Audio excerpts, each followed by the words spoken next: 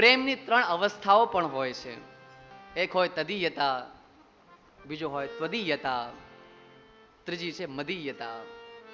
કોઈએ કીધું કે આ બહુ સુંદર છે, બહુ રૂપાળો છે, ગુણોથી ભરપૂર છે, તો તદઈયતા, એના વિશે આપણે વિચારીએ છીએ કેવો હશે. હા, લગ્ન થવાના હોય ને પહેલાના જમાનામાં તો પેલા તો વરનો જે છે ને એ ફેસ ન જોવા મળે. હા, તો અંદર એક ભાવ હોય. છોકરાને એમ હોય કે છોકરી કેવી હશે, છોકરીને એમ હોય કે છોકરો કેવો હશે.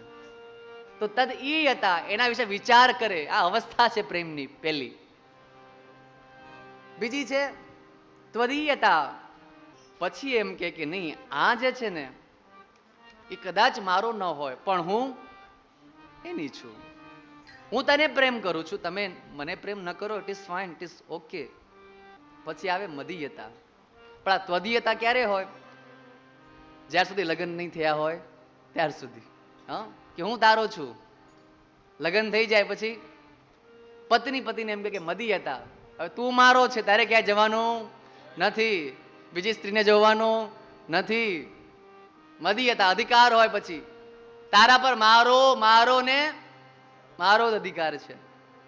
મદીયતા. આ 3 પ્રેમની અવસ્થાઓ બતાવી.